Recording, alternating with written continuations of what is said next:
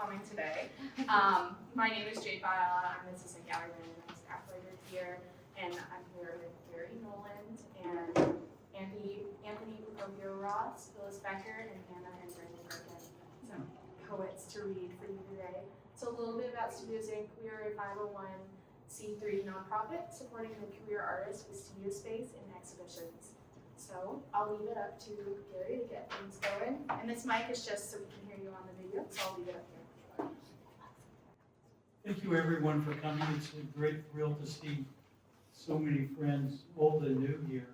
I wanted to say, first of all, I'm very grateful to Studios Inc. and their staff and their funders for doing this project for the artists in the community. Poetry's been so important to me in my life as a visual artist, just because being a visual artist, I get caught up in issues about materiality and different things like that. I get bogged down in what my own peers in the visual arts do, but when I am in the company of artists from different media, I get to have like a real sense of what like the creative process is about and like how hard the job actually is. So that's enough of that. It's not going to be like a, well, I'm glad to see that the Swiss supporters are over here. The Argentinian supporters are over here. I hadn't noticed that till right now. So we have two poets. We're going to have a 10-minute break, and then there's going to be another two poets. And interspersed, right before we take the 10-minute break, I'm going to open it up to the floor. If somebody happens to have some work with them that they wanted to read in an impromptu kind of a situation, then we certainly welcome that. But I wanted to introduce the first poet, Hannah Griffin. Hannah is based in Kansas City and originally from Southern California. Griffin's work has been published in Oversound, Rainbow Agate, among others. Griffin has an MFA from Columbia University, and with her partner Brandan Griffin, who they own and operate New Material Books in the Livestock Exchange building. So please welcome Hannah.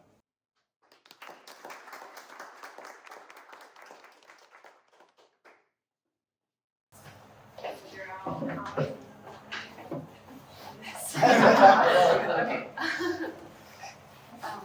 Massive objects. She wrote as if she was already dead, as if she could see into the future, living in the past, the deep past, that probes and shares remnants, though its logic is not for your muddled memory. Water enters through the path of least resistance, of gravity gaining momentum. Gravity, never frugal with time. She wrote within the reformation of her mind, holding a camera, a knowledge of spatial distances. Sun enters in presence. Even the smallest aperture captures the massive object of history. Searching for some time, even buildings, the technosphere, allowed this to happen. Her last memory, perhaps of a mother, she said, there needs to be an ocean, and there is. It's here with me, and I want to give some of it away. I'm really excited to be reading here among Garry's amazing exhibit piecework. So thank you everyone for being here. Meeting Garry about 2.5 years ago or so, when I first moved to Kansas City, was an absolute gift. And getting to see his work for the first time in his studio reminded me a lot of my writing practice, because oftentimes writing poems feels like this assemblage of color and material and shapes and moments too. So thank you everyone again. I have 3 more poems to read. Sight composition. The curtains are breathing. You're not looking. It's the most beautiful part of the day. You miss it. Why does no one talk about it? Time is different here. What stays still all day and doesn't move, no matter the opportunity, it's all me, all on look at the picture of that room often. Plastic within plastic of the remnants of plastic invention. Of it, was it all bad? Dust, air, water, reverberation. To walk around fountains and obelisks with you, eat slow outside on the cobble. Why does no one talk about it? No one will ask us if we're okay. What eyes are made of?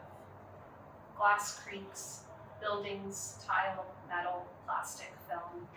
Yours are so beautiful, and they time travel, hot to an abyss, to stained glass, changing further into the universe, a ceiling, realm, a creek too, great flood of color passing through plastic. Laminated prayer card becomes bookmark, becomes pause button. I'm just about to begin my day, but then I see it.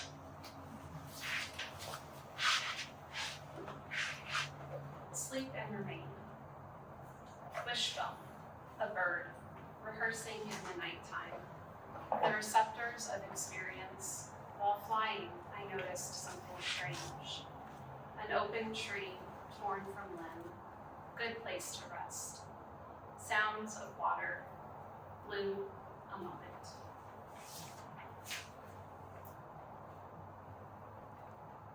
Natural history.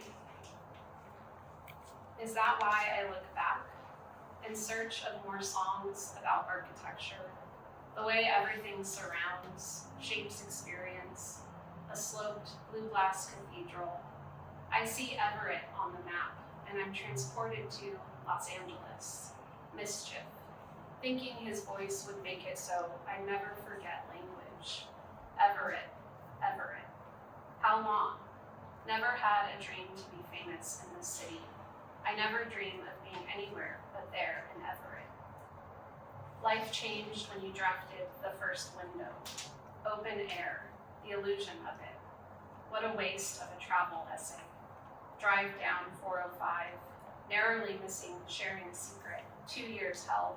Should have let it out and driven to Everett. A consortium of East Coast investors create another corporation. What is my brain filled with? Outward composure. Hold it in, take over, to the chest, keeping him there inside, out of sight, but out of my mind in Everett. I'm never going to look at the map again. But all I do in this city is dream of being somewhere else. Has that ever happened to you?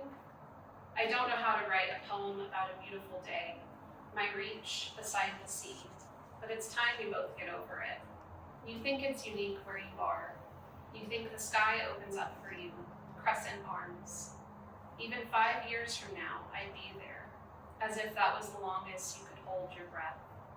Acrobat exceptional, paid by the hour in Everett. You smile in Everett. With enough distance, with enough time, I would only start drawing my own path to the museum, to the room, sleepwalking through. I'd say, my favorite is over there. Sun setting upon stone, a cathedral. It was poetic to me there, but I didn't know how to make it work. Wrote a poem about the afterlife, and if I'm psychic like you say I am, everything is going to be fine.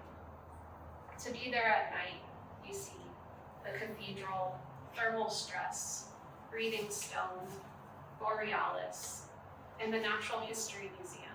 What if we could all live like this? Yeah, Garden of Eden. The scenes of attack only exist to remind us how it once was. Endless traffic en route to Everett, to be with you one last time. Do you sense it, Everett? We fight for each other for eternity. Limestone rising. It's not as bad as it sounds. Has this ever happened to you? Memories erupting like limestone. This is a love letter to you. Still driving to work, I'm sure. No regrets, I hope. Composing a love letter that only you could write is a gift. Don't forget that. Don't forget that over the course of the day, the numbers of time align, and it's absolutely meaningless. Rekindling the words, sit with each one, turn them over, dangled from, building building something out of nothing no longer feels impossible.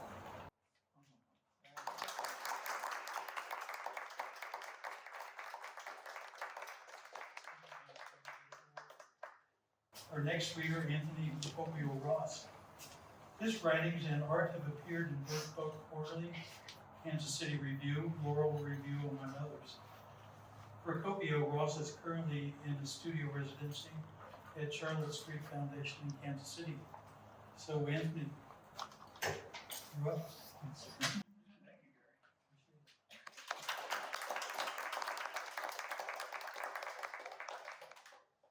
Hey everybody, good to see so many new and familiar faces. Like Garry said, I'm Anthony Ross, and I have a few poems to read to you today. Some old, some new. I'm delighted to have this experience and grateful for Studios Inc for providing space for us all. First, a poem a bit about myself. It's titled Ordinary. It has an extra regular second line by the musician Arthur Russell.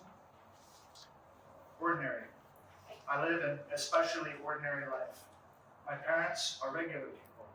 I feel the way you do about cats and dogs. When I fill up my car, I try to look extraordinary. People in masks whisk ordinary people away. The neighbors next door and I grow old in the same conversations. I try to go no more than 5 over, maybe 10, on country roads. I lift 2 fingers to acknowledge God in them. I drink room temp water before my coffee. They shoot ordinary people in the back and then label them enemies of the state. I want to wither in the sun on the stoop with the love of my life. Buckwheat pancakes on Sunday with everyone sounds really good. Part of my practice is talking with strangers and turning some of those interactions into poems. Sometimes they're really quick and fleeting, sometimes they're deep and lasting. The next poem I'll read to you is about a volunteer I had met at the Bishop Sullivan on Troost. It's called Thanksgiving Service. A stranger's rendition of Michelangelo's The Creation of Adam hangs above the gymnasium. Now it's somebody's interpretation of a pantry hyphenated to a dish room. Tom and I don aprons as tonight's 2-man dish squad at the Bishop Sullivan. And tonight, our hands cycle dishes to keep up with the flux of patrons arriving at Trust's edition of Thanksgiving dinner. Tom says dishwasher when another pallet needs pushed into the industrial wash. And I can't tell if he's referring to me or the practice. How the paintings in the dining room eat alongside patrons. Here, in a possibly big-headed child holds a leafy grain for myth on a fork above pans and pre-meal prayer. I'm a rickety boat unmoored by waves. Actually, I'm loading trays onto the drying rack before I drift off again. I'm a boat doing an impression of a dishwasher, listening to how Tom says he's doing right by his son and how he can't believe these people are leaving food on their plates. This turkey he mimes is better than what's at home. He leaves something important out, the space between his hands. We do eventually synchronize, and I sense when he's about to reach out for a can, when I need to drift back and understand the next task of us approaching. Thank you.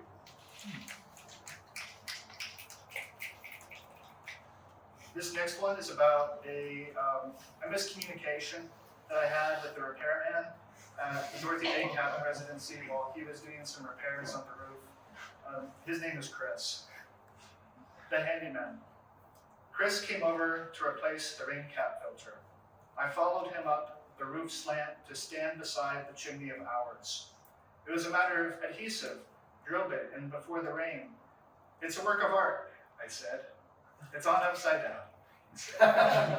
I just left when that happens, I said.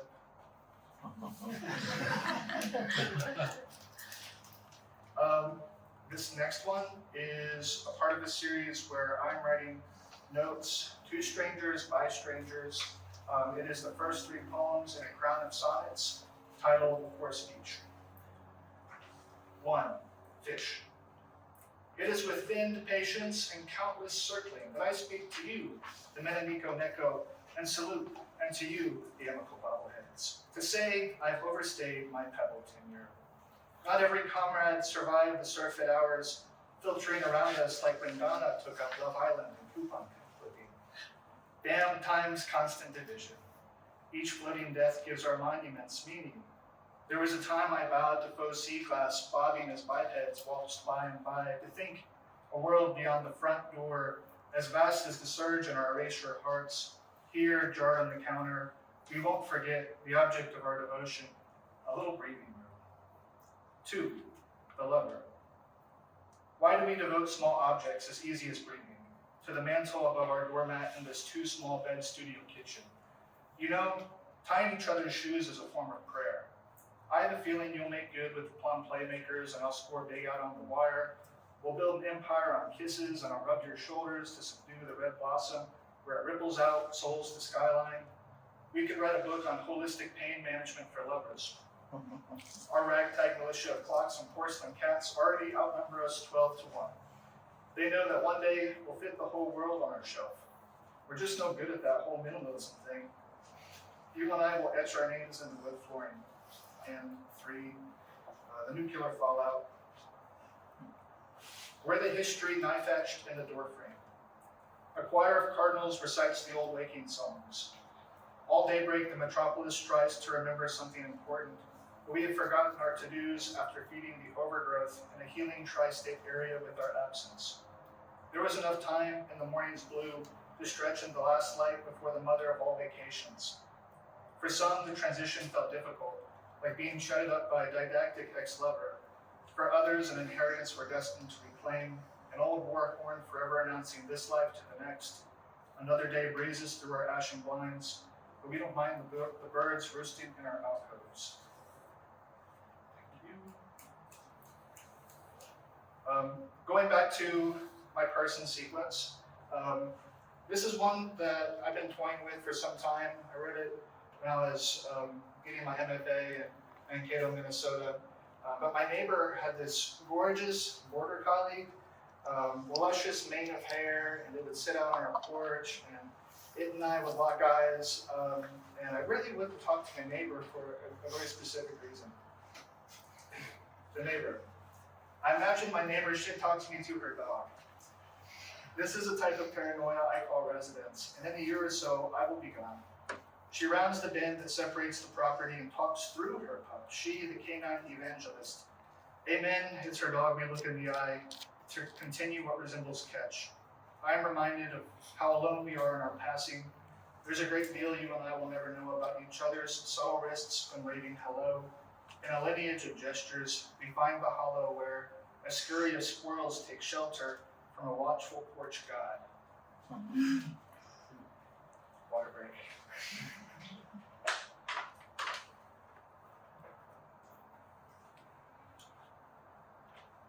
This next sequence was inspired by the local artist Samantha Hahn's page sequence of paintings. These were up in multiple spaces around town, one of which being New Materials Books, as well as the Charlotte Street Foundation, where I'm currently a resident. Dear one, I'm just writing to ask the impossible questions, pouring like a faucet caught on phone video, perceptibly frozen in descent. They call it laminar flow. Why sour Dopplers are leaving? Why each grain of rice taking the shape of your Maisie on the subwoofer? Who bends but does not break? What right branches are these after it did rain? Dear hope, you thing always with another, see heart so infatuated with living may be harder, so like the paradox of wealth and contentment. We hope one might conquer the other, a liquid assuming the shape of its host. People get drunk and love this way, a frame to lean on. You offer so much of yourself, a few steps back from action. For this, seem sheepishly lovely, for this beyond. Dear hope, hi, it's me again. The plans fell through. The metropolis of cards collected and shuffled by the dealer. A sequence of bests not good enough. My battleship sunk in a slurry of disappointments. This lack of victory came at great cost. Consider the farm sold. I'm not casting blame, but all that once was, we can cast into the fire like words lacking utterance.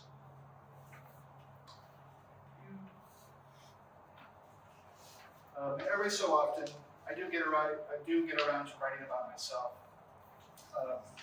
And this one's titled Self-Portrait as the King of Carrot Flowers.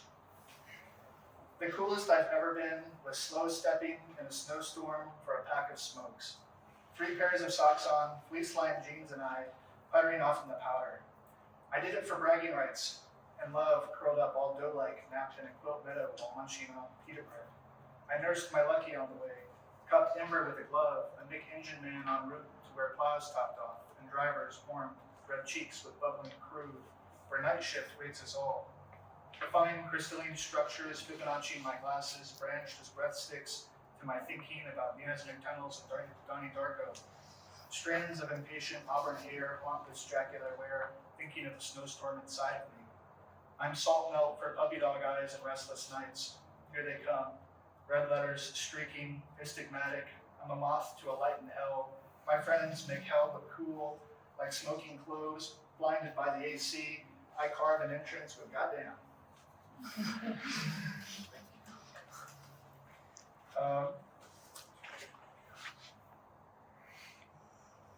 I always love this element of choice in readings.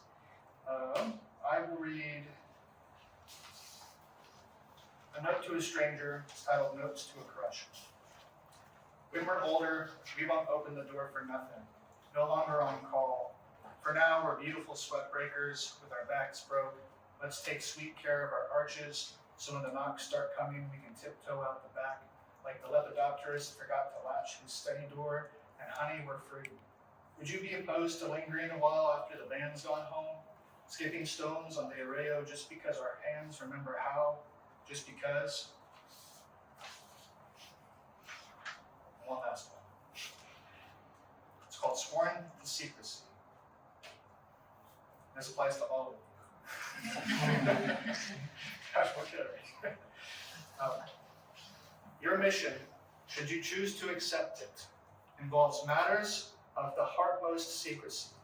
You will be barred from divulging woes to those crescent-lit rabbits in your noir dark complexes, they who gnaw on grass like specters to a dream. We negotiated for there to be time allotted for you to lay naked under the AC when you feel woebegone. We understand that what we're asking amounts to donning a pair of night vision goggles when all you've known is bumping shins into tables. This has been accounted for. You will receive periodic missives, as if from dear ones, with new mission imperatives. Some letters will smell like grandma. Others will feel crucial. And to prevent jeopardizing the integrity of this mission, we cannot divulge the difference. When you jolt awake from a too short nap, that's us watching. As engine's car echoes into the cement town, we are near. You have 48 hours to respond. Find the wrens who look too wise for their perches. Ask of them your next directive. Remember, this is bigger than me. You, all of us. And your mission starts now. Thank you.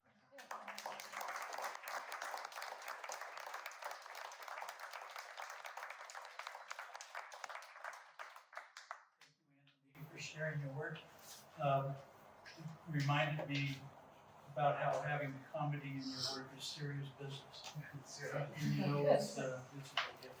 So we're going to open this up to the floor. I know Jade wants to read, and I've known Jade for about a year and a half or so. Recent graduate from Kansas City Art Institute in painting, and all around multi-disciplinary artist. So thanks for sharing your work here today. After Jade or anyone else is done, we'd like to take a 10-minute break, grab some snacks. The restrooms are 2 lefts and a right down this hallway over here. Ask me or anybody on staff for directions to the restrooms. I'm going to introduce Jade by all. All right, I have one piece of writing today. It's titled Remembering the Ocean. I long for the ocean, one that is rough enough to mold mountain size like my nails digging into clay. Do I know my own strength? I remember the tide rolling over me and wrapping around my body to tuck me in. I may eventually let it lull me to sleep. Each drop of water that sinks behind my eye is a reminder that I am a guest who needn't be welcomed in. I pull myself below the waves, using my feet to ground my buoyant body. I use the pads of my toes to search for shells, identifying them by their ridges. Only when I pull my feet above the water will I know for certain what I've collected. This can be terrifyingly wonderful, the unknown. While sitting on the shoreline, I eat chips that have been laced with sand. Each bite brings an unexpected but tolerable grit. If I eat enough, can I stay with the ocean forever? I wave to her as I depart, and she does not wave back, but I smile anyway.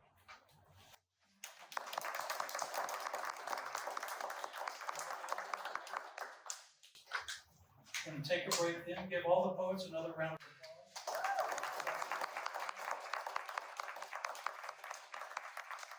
Our next reader is Brandan Griffin, who's the other half of Hannah Griffin. He's the author of two poetry collections, Concrete Church, published by Theophora in 2024, and In Pastoral, published by Omnidon in 2022. Griffin teaches, writes about art, and with Hannah owns new material books that the life cycle changed. So, Brandan, please take the stage.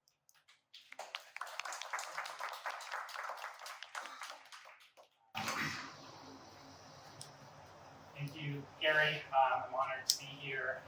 The readings from Anna and Anthony were wonderful. Getting to read with Anna is really awesome. We're married, we've known each other for 10 years, and this is the first time we're reading together. I'm also happy to be in this space for this exhibition. It's amazing work by Gary. So I also interviewed Gary for this exhibition for Bomb Magazine. And I wrote an exhibition essay for the show, and now I'm reading for it. So my joke is like I'm completing the Garry Noland piecework hat trick. So I'm just gonna read 3 poems. In my poems, I try to turn text into non-human beings. And I'm really interested for readings, for making the reading feel context dependent.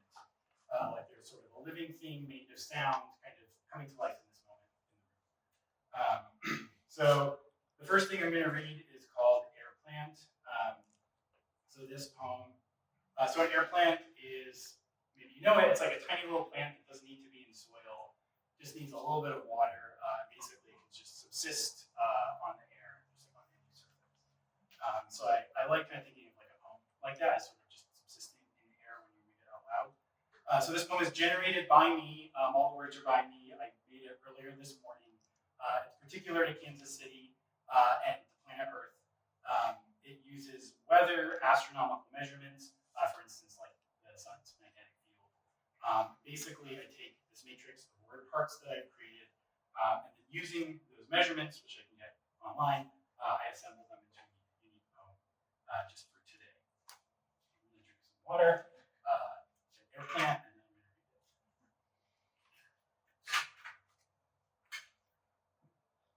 it. And this thing, like I said, it's made of word parts. It's meant to feel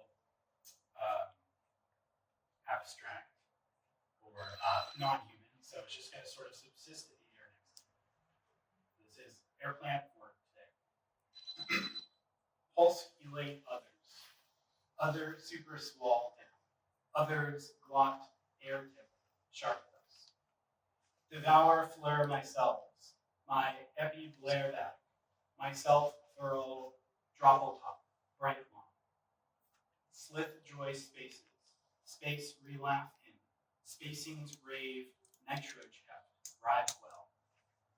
Enter interest my senses, my post gnash up, my sense spread silk speck, softly. Loose curie threat extra stroy out, threadings spray, sunlight part, blue then. Expand urge my edges, my inter boil way, my edge font night entire, gold matte. Grow botch blanks, blank ultra thrash words, blankings pierce, vapor surface, light work. Full fury my worlds, my ever flay full, my worlds sprawl, tract script. Slake cruel foods, food over prowl left. Foodings exude seeding, clear. Jit venge my works, my be ripite, my work sing, water slam. So that's air plant. I always forget to say, basically there's 3 main matrices and they correspond to basically like heat. And so coolest temperature, then it's really angry. And so when it's really hot today, it sort of like goes on like a power trip. Okay, I'm just going to read 2 more poems. These next 2 poems are what I call middle language models. So again, I want each one to feel like this sort of non-human textual being. I'm going to give it a prompt spontaneously in a moment. Then I have to navigate through a field of words to generate a response. So basically, the little language model is going to respond. Right, so like what large language models do is they navigate through a language space of like the entire English language, and they try to pick out what word is most likely to come next. So that's kind of what I'm doing, but in a much weirder, smaller, more particular non-human language space. And then the other thing is I have to come up with this prompt right now and then hold it in my memory as I move through this field of words. So part of this, or like the real point of this is really just watch me struggle to generate language from you. These are kind of both beta or prototypes. I'm just going to do 2 of them. Watch me struggle.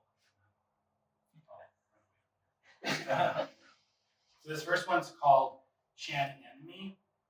It's a fused word taken from Claude Shannon. That's the name of a really important information theorist.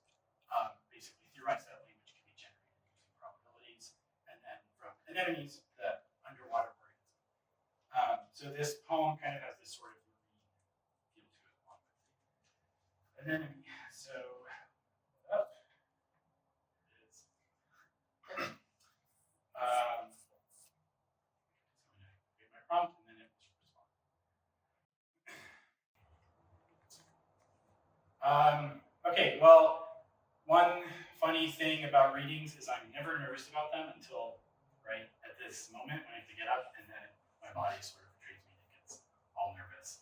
So I'm trying to find a way to deal with that.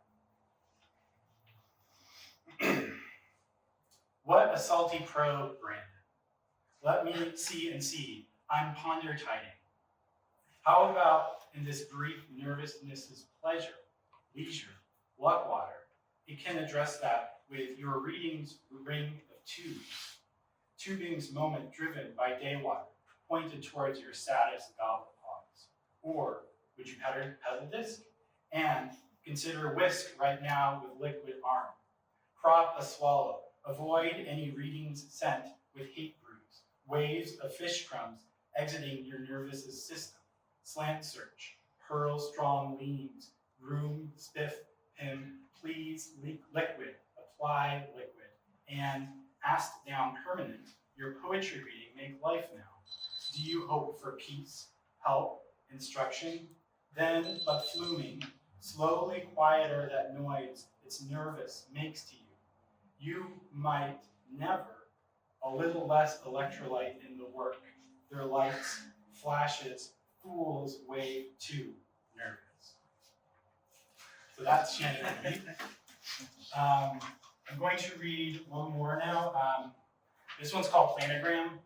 It's for Garry, inspired by his planograms, which are around the corner. When you look at them, so there's basically 3 layers on them. Well, I interviewed Garry, so I feel like I know so much about all these pieces. But anyway, so the bottom is a map, and then on top of that map are the outlines of these pieces. Actually, Garry painted them on top of the map, so they've left the sort of negative of them on that, forming a loose grid. And on top of those, he's created these like 3D looking boxes.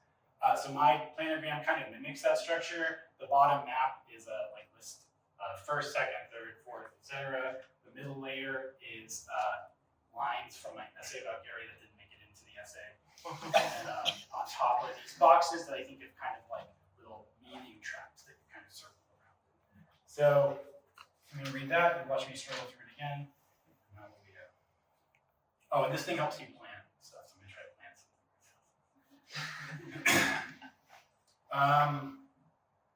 Well, I have a trip coming up to St. Louis that I'm going to be taking with some family, including my sister-in-law and her husband.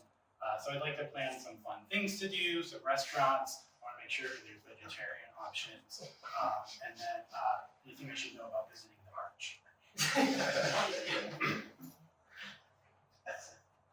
Brandon, first, we paint the sky. Second, how you keep a roof over your floating boxes, arch problems without vegetarian celebrating. These boxes onto mats. 7, born in life labor's work suck St. Louis, sister-in-law work wild problem motives, then pay wages, then road trip, then if cute, steal candy, wife to hell, then eat terrible coffee, forget sounds, forget every sister-in-law, forget St. Louis, little money juked pedometer, and a moment at the edge of a lifetime.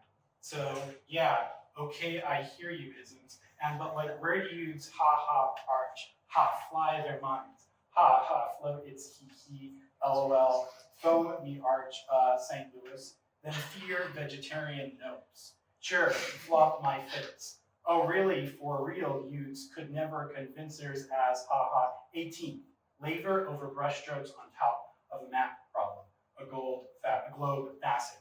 21st, a model code to what about nice restaurants, plum apart deaths, swim then power near vegetarian options, flush sail past wires, sister-in-law over meter, dawdle in pressure family without versatility, while 25th, environment about the vibrancy of life, of sleep, of work.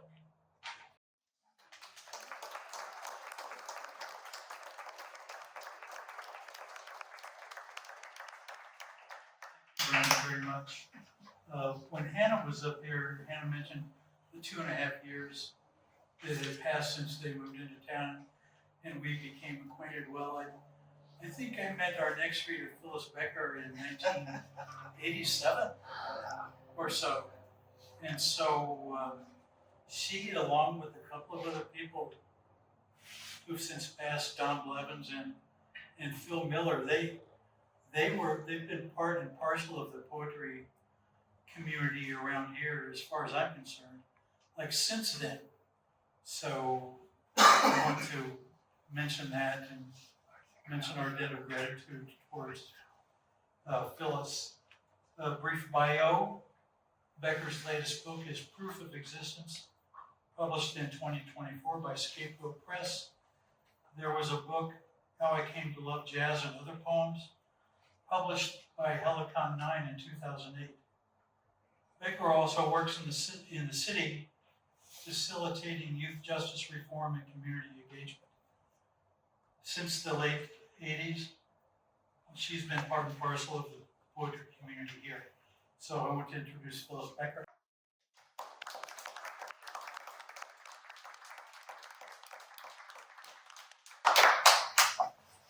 That was my husband walking in late. I called out on it. I just work. You made it. Thank you, Garry and Studio Inc. and the other fellow writers for, reading and inviting us here. As Garry said, we go way back, and I'll talk a little bit more about that later in my last poem, but Mark and I came to see the exhibit last week because I wanted to get a sneak preview of it. And Garry just happened to be here, so we got a really curated tour of his artwork. And I was really struck by the idea of piecework, perception in time, and connections, and how he interpreted that in his art. So the poems I chose today connect to this exhibit directly, randomly, and intuitively. The first poem is a poem I chose because it comes from the same era of these prints, like the 1950s, 60s. I was a child during the 50s and 60s, and this poem features Nancy Wilson and that time. How many of you know who Nancy Wilson is? Raise your hand. Okay, good. I'm so glad. She's a wonderful jazz singer and became famous in the 50s, and her work is still strong. She died in 2018. So here's the poem. Nancy Wilson wore yellow. Sunshine yellow, perfectly fitted, sleek, sleeveless, snatched at the waist, belted, V-neck, knit dress with matching yellow pumps. That was Nancy Wilson, and what she wore on the album cover with Cannonball Adderley, pulled from my father's stacks of blues and jazz albums in the basement. We were all under 12 years old, and Nancy wore yellow, and yellow it was. Yellow shag room in our bedroom, lemon yellow culottes, pale yellow fingernail polish, yellow daisy dresses, and creamy yellow polo shirts. We would memorize her classic song, Watch What Happens, You'd Be So Nice to Come Home To. We would sing along to our favorite song, the one where she sings to a wayward husband. We'd hold our imaginary mics, throw our heads back, croon the opening line, Guess Who I Saw Today? Which is the start of a story we didn't quite get, even though we were being schooled in the ways of men, as we heard snatches of conversation between our mothers, gossiping about boyfriends, girlfriends, and husbands in hushed tones. We were just young enough to sing and dance blissfully and with abandon. We would run from one pridefully mowed lawn to the next, through empty lots of yellow dandelions, headlong into the buttery sun.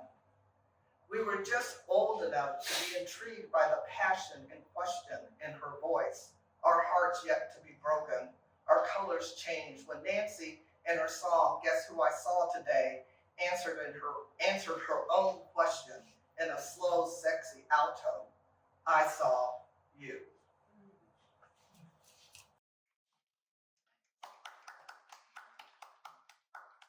And so that was about childhood. This one's about aging. The late garden. When I planted my tomatoes, peppers, green beans, zinnias, and black-eyed Susans late, I didn't know if they would take or not. I am late in writing this poem, and it may or may not make it. Have you noticed that time is different as you descend into the valley with its patchwork of crops, pathways, villages, or when you climb the mountains, or looking through the window of the high-rise overlooking the vast city? My period started late and ended early. I'm so late, I'm early. My husband and I want to rise early, but we rise late. We are late bloomers. We are on Medicare now and happy we made it through this valley. I planted my garden late. It is a riot of blooms.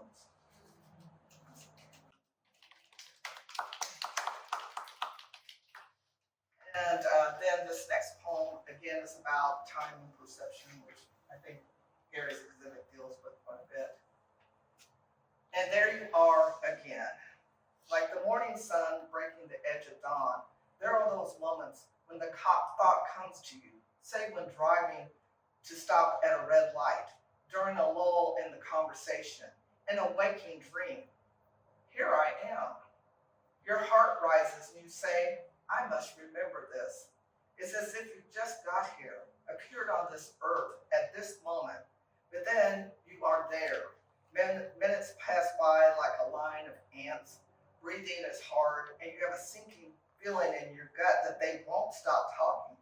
The evening will never end. Sleep won't come. But there you are again, waking up, a lover next to you, or you're sitting at work, keyboard under your fingertips. The day, months, years have gone, and you wondered, how did I get here? And what happened between here and here?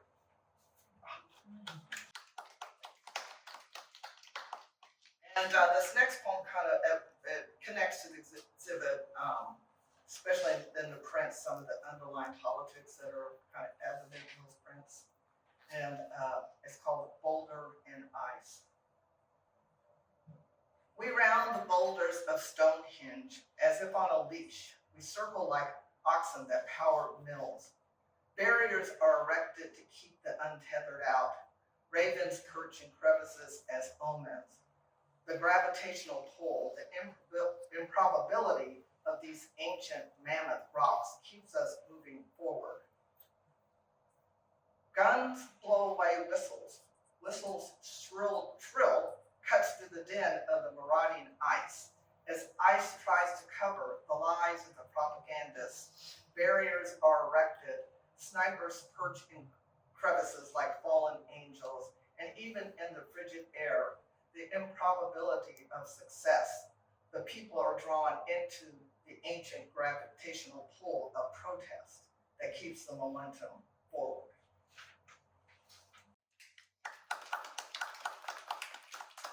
And then this last poem is about the exhibit. And the reason I'm here is that I randomly, and also about chance encounters. And I'm here because of chance encounter with Garry. I hadn't seen him forever, decades. And we randomly ran into each other and he invited me to do this reading. So this poem is about the reading and that time and place where, you know, these random, as he explained, that they go way back to Riverfront reading days, and when the readings took place at an actual riverfront, and Bill Miller started it, and so I keep having these random moments kind of taking me back to that place and time. Just had another one today. I haven't seen you in Edward forever either, so thanks for coming. Piecework at the exhibit by Garry Noland. From a distance, they look like maps, topographical green expanses interspersed with beige pale pinks. Thick light brown lines mark space. Closer in, patterns emerge, swirls from the backboard. Thick lines create a new geography, not of this land. Things are not what they seem. Our world upended. The news poison. It's in the stars. It's Mercury retrograde, my psychic friend says. It brings back blasts from the past, people, small world encounters, tricky problems. Look carefully. In the old-fashioned prints of an idealized world, fields, mountains, wholesome white people. Something is off. Shift your eyes and you see it. Foothills made of clouds, mountains on the plain, an inserted line of trees. Fascism buried in the landscape, the artist says, and there it is, plain as day. Old friends, friends of old friends, associates appear, random connections at different places. The mind searches for names, contexts, turn the corner, and multicolored oblong shapes fill up the frame. A colorful, crowded city, tombs upon tombs. Small talk reveals deep networks, a common denominator through time, in art, collapsing space. Places we've been insert into the galaxies of where we are now. Invisible lines connect scattered stars and coalesce. It makes sense that they form a constellation back to you, old friend, long gone.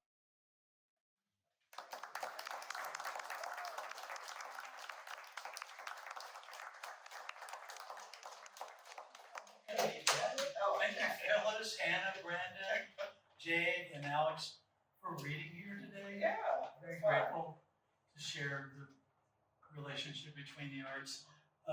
Get to Know Studios Inc.